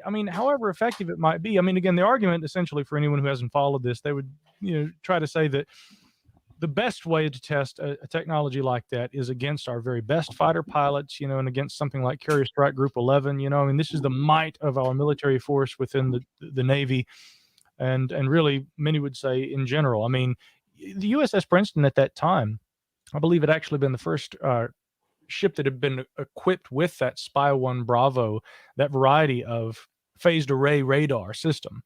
So they had not only the military might of the Nimitz carrier group. We're also talking about some of the most advanced technology available to our military at that time. That was all operational and functional in that situation. Again, add to that the at-flare targeting pods supplied by Raytheon that the FA-18 Hornets some of them were equipped with. And this is a argument that people have raised. Well, with all of that stuff, let's test our best aircraft and its new cloaking capabilities against that force and see how it measures up. And some would further point to the fact that, and then as they lose this thing, as it disappears, it returns to their cap point. How did it know where that cap point was? That's a clue. It must have been one of our own things. Now, an alternative interpretation, because again, we can never really prove whether or not that's what happened. If it's our own technology, I would have to argue that scenario probably seems likely. But again, there's not a shred of evidence that suggests that this is our technology. And I say that, by the way, with full respect to my dear friend and colleague, Brett Tingley, who has, again, pushed and worked to try and get access to information about, prospective technologies developed by the Navy. Again, the so-called Navy patents. Again, Salvador Payas, I think is how he pronounces his name, is accredited with these unique patents that do obviously show UFO type technologies. And Brett has, really worked that angle trying to find out what, that might entail. And I think in his most recent FOIA batch that was released to him, he and I met and had a beer, I think even before he published anything about it. He was sharing the information with me and said, because Brett Tingley, by the way, writer for the War Zone, lives like an hour that way. And so we catch up from time to time. He's one of my dearest friends. And he said, again, I've tried to find out if this is operational. And what the Navy has told me is that, again, there's no evidence that after putting money into the studies and to test the capability, or if the so-called Payas effect works, there's no evidence that there was a technology actually constructed and derived from that, which he reported subsequently there at the War Zone. The point is, despite Brett's diligent reporting about that and trying to get as complete a story of that out there in the open public sphere, through his reporting, there are people who are still like, I believe these were UFOs from outer space if it weren't for the fact that the Navy's already admitted that they build them. And I'm like, you should read Brett's articles. You should read them again, and you should pay closer attention this time, because that's not what the Navy said. So again, there's not any unequivocal, indisputable evidence that these are our technologies being tested against our own servicemen and women. If that were occurring, I'd be really worried about it. That's just my take. But FOIA doesn't have access to anything resembling special access programs, right? Wouldn't it be, isn't it quite possible that there's just no way for us to access the information? That's certainly possible. I think that, again, that's a point that Brett has probably raised, and certainly others have too.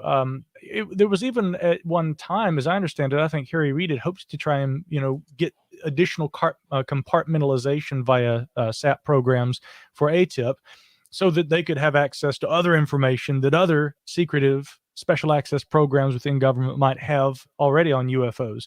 And I don't think that was granted. But again, the point is that who knows how many different special access. Special access doesn't necessarily mean that it is like the most classified, secretive, organizational, capacity that a government group or operation can have. What it essentially means is that, as the name would entail, and again, I'm no expert on this, but I know that there are a lot of researchers who have really kind of honed in on the SAP angle in recent years. It grants a limited group access, special access to information which is highly compartmentalized.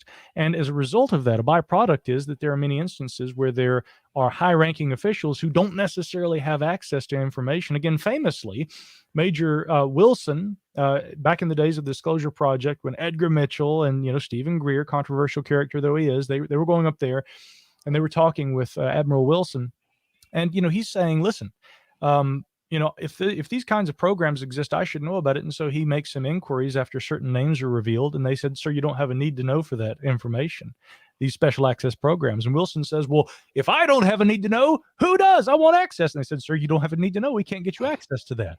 So that compartmentalization in government is a real problem in terms of knowing what actually exists and who knows what actually exists. Right. John Music with a $10 donation. Thank you so much. I know you put it in there twice, so I want to make sure we read it. Agreed, blanket amnesty might be what it takes, especially due to ruined lives, suicides, assassinations, abductions, missing people, mutilations, potential for massive lawsuits / prison time, etc. Your thoughts on that? Boy, I think we just ran every note on the scale on that one. Yeah, we sure did. We sure did. Except But for I mean, the only thing we didn't talk about was Richard Doty, I think, is about. Yeah. Well, here's the thing. On the line. If I can, I'd like to tackle that one a little bit, only because, I mean, we say this all the time. Like, there's an entire group of people within the United States that have been fighting to be recognized at an equal level for almost 400 years. Mm-hmm. And they haven't received their 40 acres and a mule. So if you think the UFO community is going to get their 40 acres and a mule over them first, I don't see that happening. And I think that's why an amnesty clause would perfect for this. I know some people aren't going to like that, but I think it'll help move the ball forward a little bit and maybe give those service members within those programs a little bit of a push to go, hey, it's okay to talk about this now. It's an amnesty thing. Whatever you hid, whatever you thought was so bad that you couldn't leak, now you can talk about it, and there's a law in place to sort of do that. I think it would help move the ball big time. But I mean, go for it, Micah. What do you think? Yeah. Or rather, what do you think? Rather, sorry. Well, I was going to say there's kind of two parts to the amnesty, right? There's the amnesty against, prosecution and, holding people accountable. But then there's also the part of like can people get, retribution for, injustices done to them? I think Elizondo brought up a point about, if the government actually gave some secret technology to a aerospace company and now they're the leaders and they stomp their competition unfairly, like, is there recourse for that sort of stuff? And if there's that amnesty, or is that something else? Well, I think if there's not recourse for someone who got killed because of this, and we know that that's happened, then I really don't care about Boeing or Lockheed Martin or some billion-dollar, trillion-dollar company where they're just they've gotten all the tax breaks, they've gotten every advantage, and just because they didn't get this one advantage, all of a sudden they're going to try and sue the government. I'm sorry. Like, I got no time for that. I've got no sympathy for the billion-dollar corporation that boo-hoo, like they got the information over us. Like, don't care. That really doesn't matter to me. I would be more focused on the individuals that have been affected by this, families, like you said, suicides. I'm thinking of Richard Doty. We've talked about him a million times on this, and the damage that he caused to a family. Like, they should have recourse over a Boeing or a Lockheed or a Raytheon. That's just me. Sorry, Micah, go for it. Oh, no. In fact, actually, I'll be very brief because I think you already very eloquently covered all the points that I would have.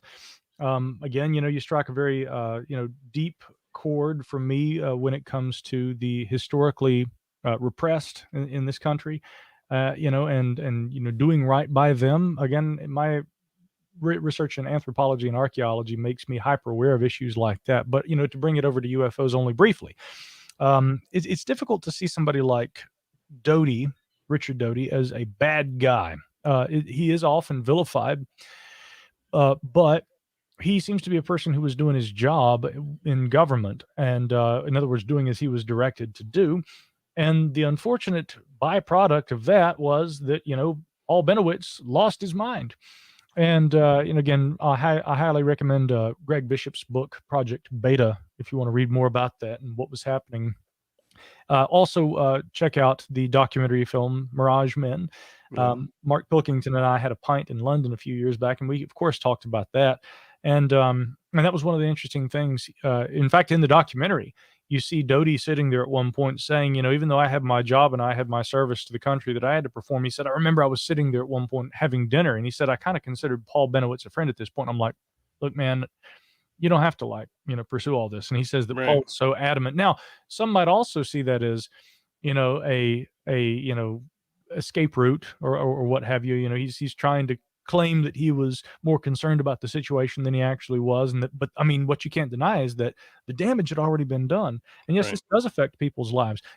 Again, this is not an identical situation in the sense that it was government action that led to this person's death. But again, we look at Dr. James McDonald, right? One of those early kind of icons in ufology. McDonald was a firebrand and such an advocate for serious treatment of the UFO issue by scientists as a scientist himself. And he charged many other members of the scientific community with not putting enough effort behind, bringing awareness to the importance of studying this phenomena. And shortly after the University of Colorado project concluded, and again, anybody who thinks that that's an actual scientific study and that it was an unbiased study, I mean, you can really just look no further than the Lowe memorandum, a memorandum that had been written before the project actually got underway by Robert Lowe, who was essentially second under Edward U. Condon, who ran the project.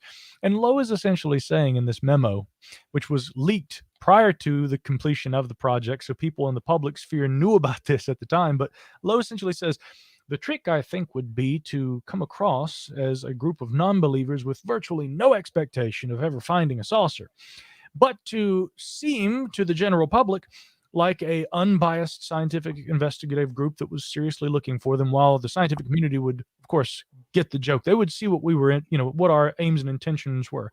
We will put more emphasis on the psychological side of the UFO sighting rather than what the actual objects were, might have been and how they were described.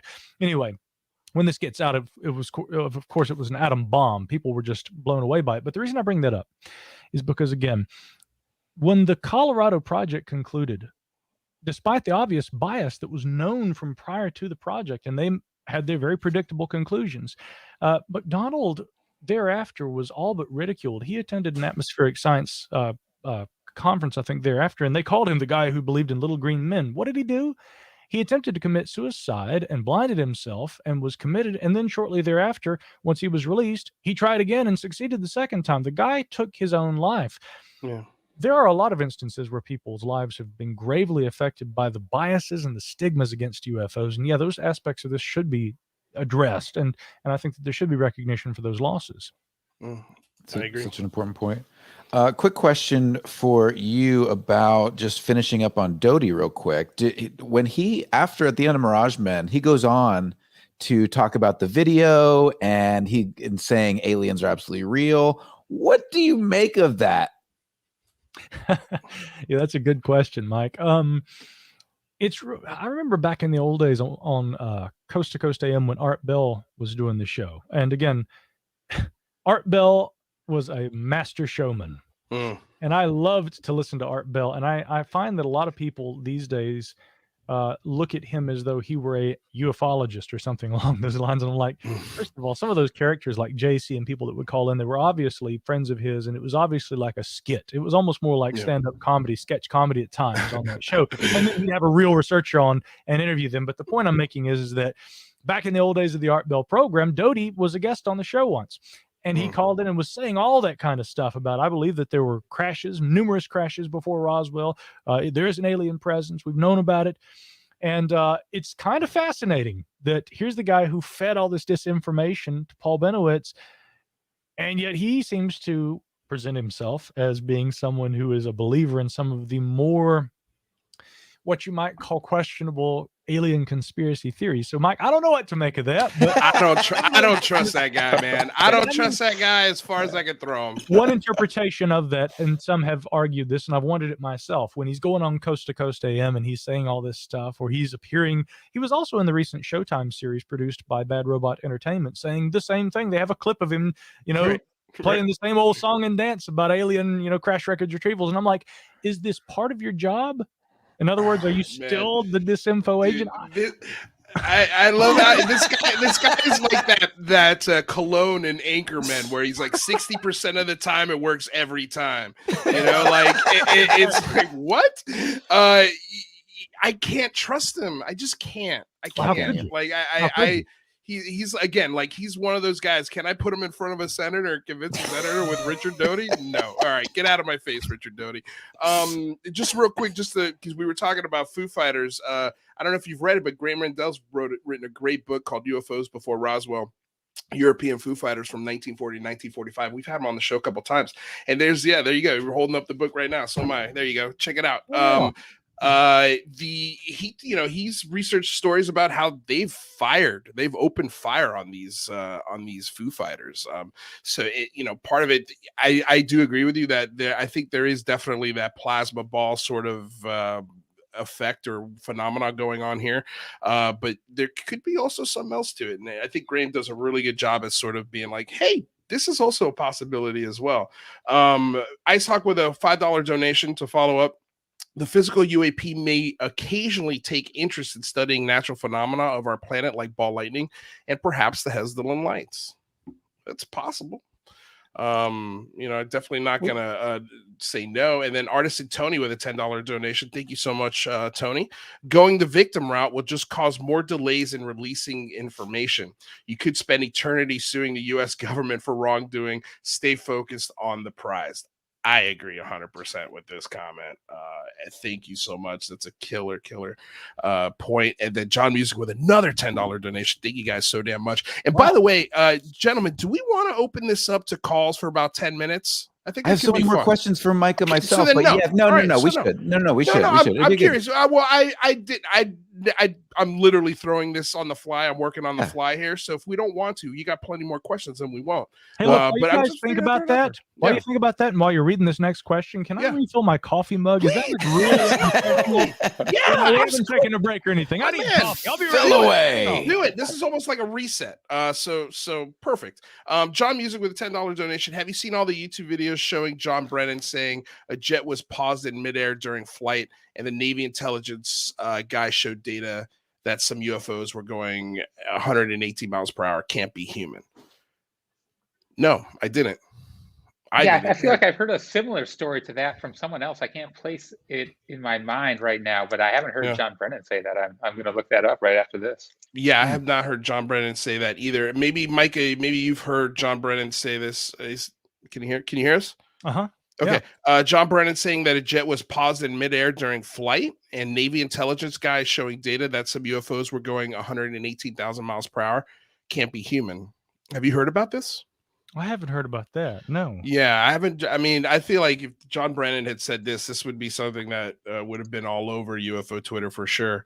Right. But if you could send us a link, we'll definitely check it out. I'd like to check that out too. Please send it to me as well. Micah, info at micahhanks.com. There you go. I'm literally going through documents right now trying to find something to corroborate what Graham was talking about with those Foo Fighters. But go ahead, please. Yeah. Hey, continue with your fascinating narrative. Do it. Michael, you said, or rather, let's switch it to you. Do you have another question for Micah? I guess, when we talk about these aliens or potential ETs interaction with us, what do you think that there is evidence for that? Or do you think that they might just, like the previous commenter super chat suggested, might just be, kind of not really interested in us, just observing Earth indiscriminately and doesn't really even care about us? Well, interesting question. When it comes to the idea of whether we are being observed, let me ask you this. In other words, would the question be if there's an intelligence behind UAP, which, presumably there's something intelligent behind them, even if that were human. But if it were something more exotic, we're looking at, are they here doing their own thing and kind of like just trying to stay out of our way and mind their own business versus like here paying attention to us, right? Yeah. Are they engaging with us? It's difficult to tell because at times they seem to really try to stay away from us. Now, for instance, with the in recent years, when we look at the U.S. Nimitz, USS Nimitz incident, and then we also look at some of the situations off the East Coast in 2015 that Ryan Graves and others have described, one of the concerns has been that there have been instances where these things are detectable on radar, especially when they are hovering, but when they take off, that low observability factor, I think my video may have frozen, that low observability issue comes back into play and makes it more difficult for them to be tracked and observed. So in some instances, notably when they are in a hover, these objects appear to be detectable. But many of the pilots who have observed them in such capacities via radar, the targeting pods on the ATFLIR system, they will also say, but we didn't have a visual. So these things, or if we did have a visual, it was like almost like a halo-like kind of like heat rising off of asphalt on a hot summer day. And so that there was something that seemed to obscure our ability to really see them very well. And hence this low observability aspect that you've heard Lou Elizondo and other people talk about. The reason I point that out is because they appear to be capable of remaining fairly well hidden. And I suspect that has become less the case with the institution of technologies like phased array radar, that instead of like sweeping like a traditional radar, and if you got a little object moving along and the radar sweep comes along, we got him. If you're able to detect basically in all directions, potentially hundreds of targets, that is a incredible advancement in terms of being able to know about not only potential enemy action, but if UFOs are flying around. In the past, they may have actually just been better at evading radar, but now with phased array radar systems and what have you, it very well may be that people are detecting them more often. Now, my point is that Ryan Graves, I think, and others have pointed out that these things could potentially be observing us, and they may be able to monitor us, surveil us, and we often have probably not been aware of it. So it has been implied that they have a sort of a surveillance capability. They certainly seem to be built and capable for that. Whether that is something that they actually do, and if so, why they would do it, is another question. Now, that's just in terms of the nuts and bolts UFO stuff we've been kind of following in the last few years. But if we go back further in the literature and we give credence to some of the abduction claims, and again, I approach that topic very cautiously for a variety of reasons. But if we give some credence to the UFO abduction claims, some would argue that these intelligences appear to have a lot of interest in humans. Then again, you also look at cases like Travis Walton, where he says, it wasn't an abduction, it was a rescue mission because I ran out under the thing and it zapped me. He thinks it was like grounding, right? And that it wasn't an intentional, like a beam of light was shot down. He thinks it was an accident. And he says, but they took me and, I probably survived because they took me. So again, even in that case, this is one of the most famous abductions of all time, but Travis Walton seems to argue that they probably wouldn't have taken me if I hadn't ran out there and been like, hey guys, what's going on? Right. So even there's a sort of the UFOs and its occupants trying to kind of mind their own business until, here comes a happy human and they decide to start waving and trying to say hello. It's difficult to say whether there is much interest in us that the phenomena and its apparent occupants display. But if anything, more often I would argue that they seem to try and be doing whatever it is that they do and just kind of trying to stay out of our way. And sometimes we have interactions with them, we intercept or attempt to intercept them, and they're like, okay, we got some planes again, guys. See ya. They don't seem to really want to try and interact with us. And I got to say, can you blame them?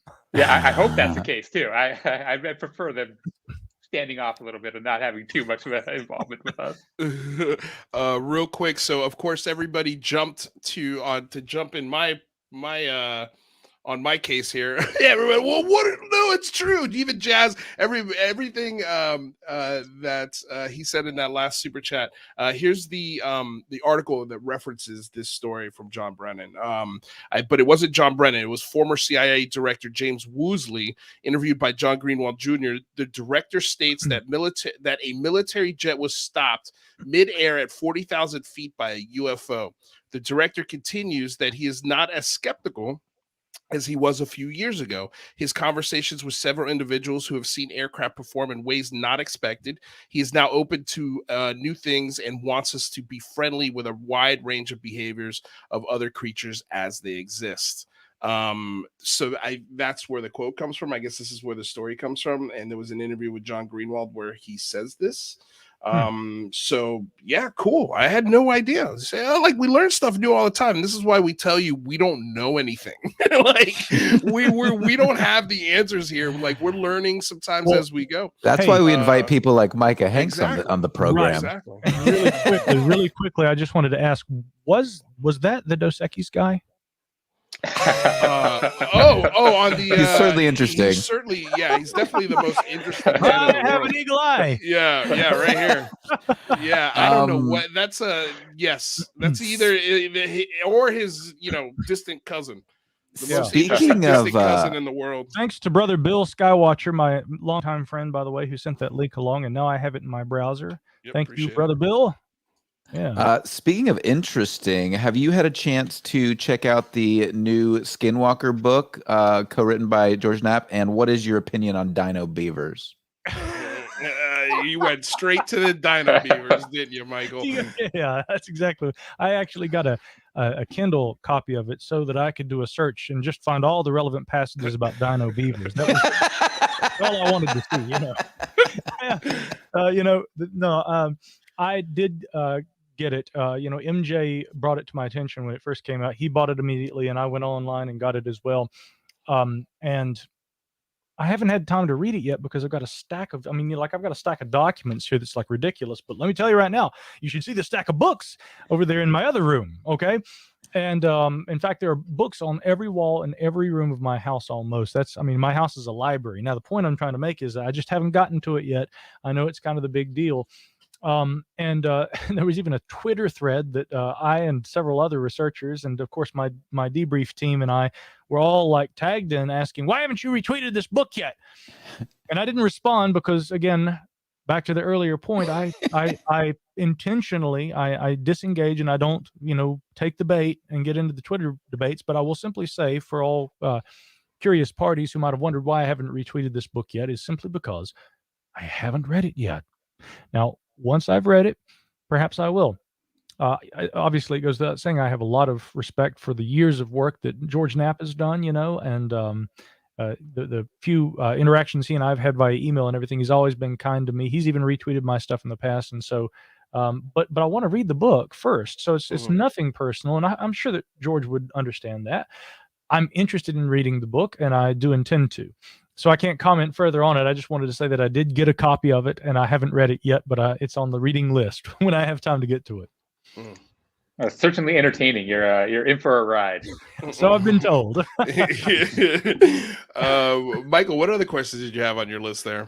I was curious. Let's see what else I got. Chris Plain actually asked a good question earlier. When it comes to kind of the most prominent UFO researchers, have you interviewed, who is the most interesting people that you've met or interviewed for this topic?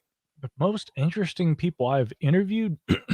Well, Chris, I think that's a loaded question because I just happened to have interviewed Chris Plain the other day.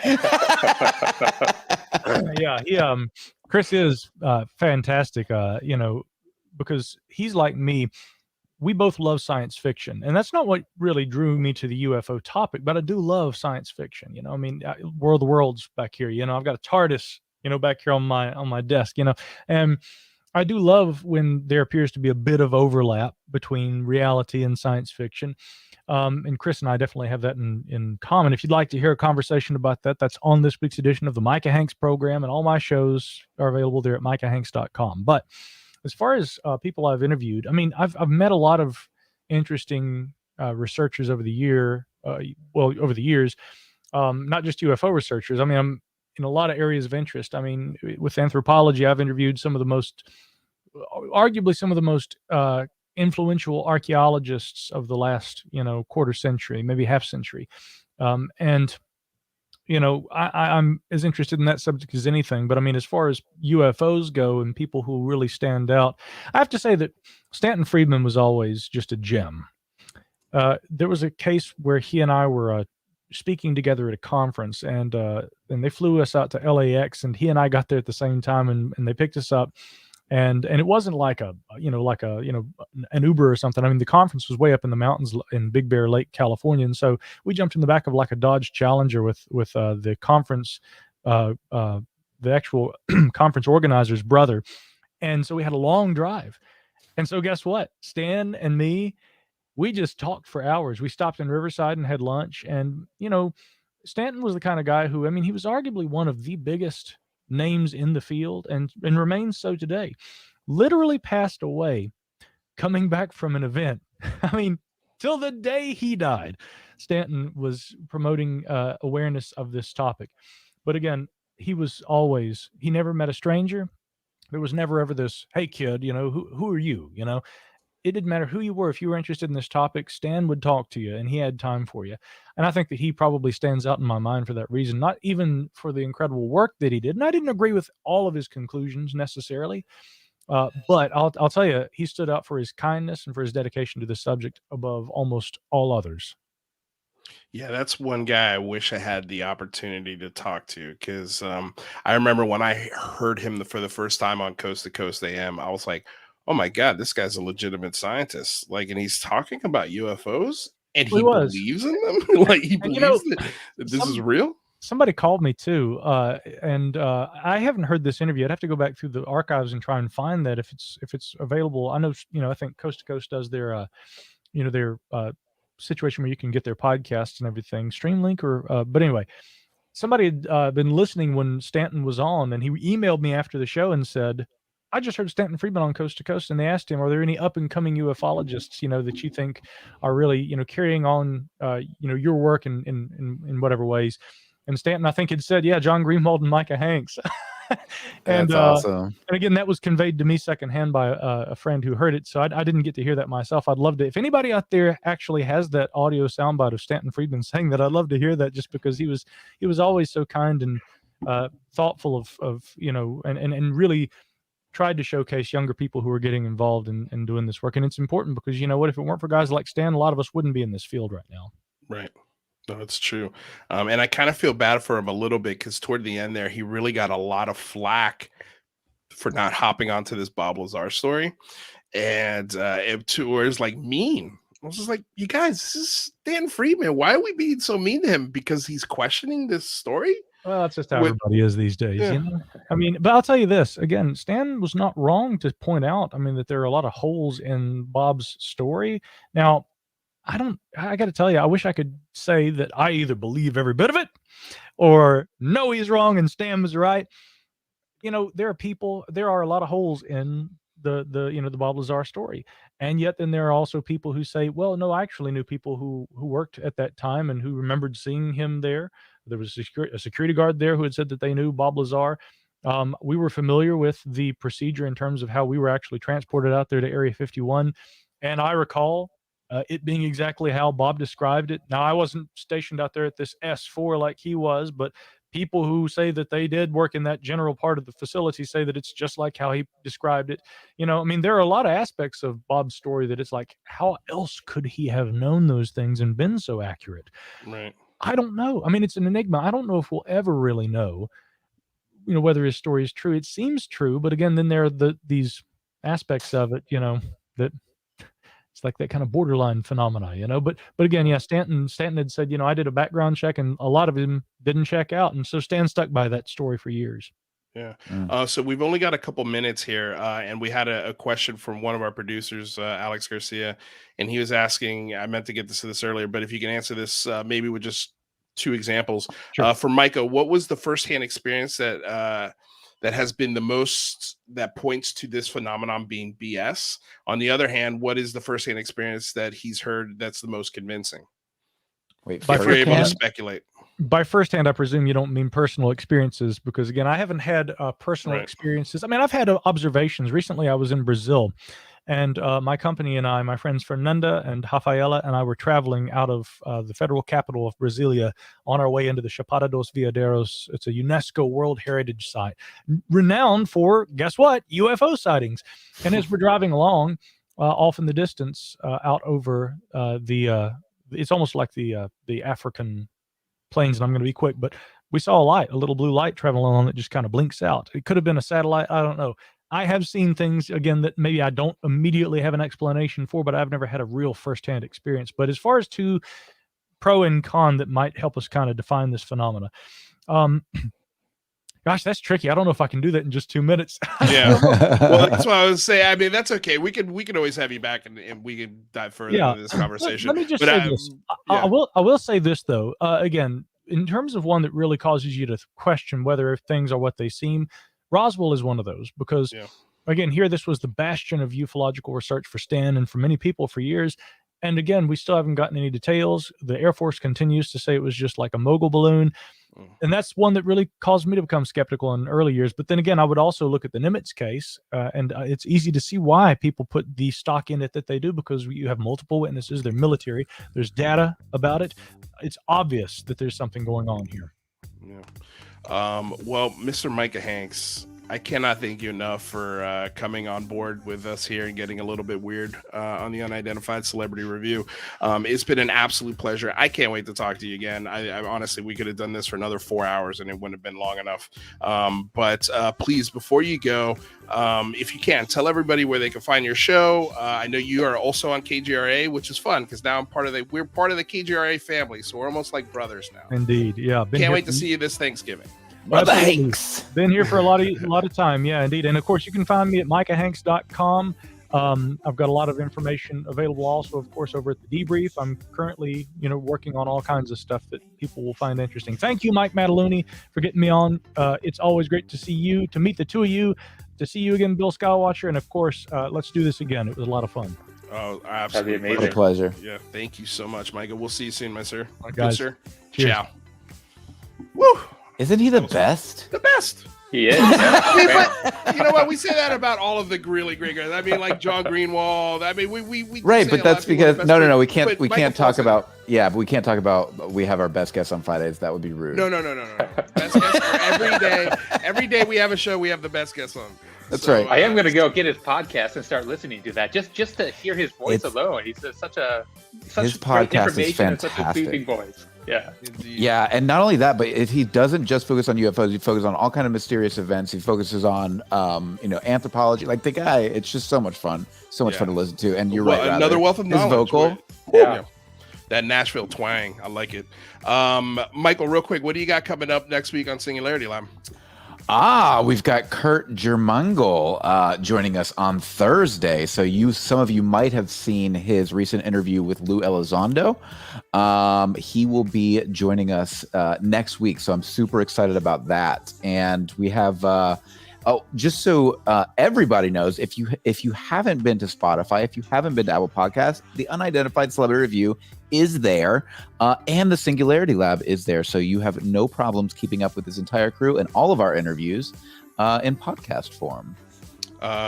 Same question. Yeah, I'm actually going to publish a pretty interesting take on the Lukaski book this weekend. So stay tuned on that. I think that it might ruffle some feathers. That might interest some people. Yeah, it might ruffle some feathers. Might interest some people. That's a good sell. I can't wait to check it out. You guys, thank you so much to everybody in the chat for the super chats. We truly appreciate it. Again, we are a public access show. This works because of viewers like you. So check out the Patreon. It's a great way to support. All of the links for everyone who's on this show is down below, including Micah Hanks. We also included his website link in the chat here. Don't forget to like, share, subscribe to the channel if you haven't already. Ring the bell. That way you are notified every time we go live. Check out our merch store. We've got link trees to all of that stuff down below. I want to say thank you to KGR Radio and KGRADB.com. If you want to check out the show there, please do. Tell them how much you love the show. Maybe we could do it some more. Great comment right there. This show is going straight uphill. So sad.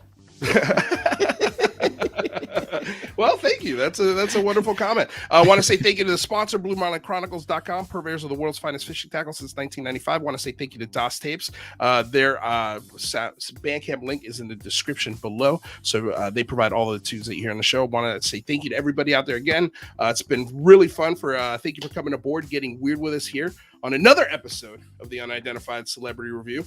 Your home for credible news, reviews, and commentary on everything UAP and UFO. Until next time, you guys, we love you out there. Stay safe. Peace.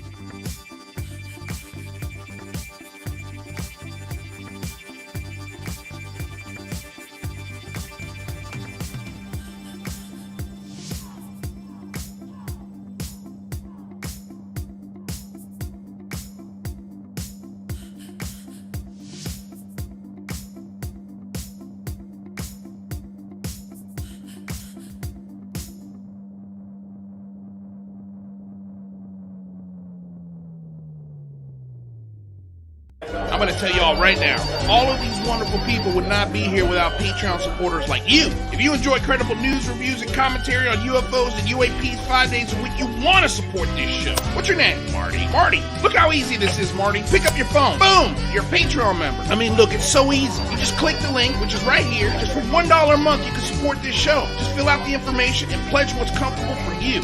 It could be $1, $5, $10, or who knows. Just support.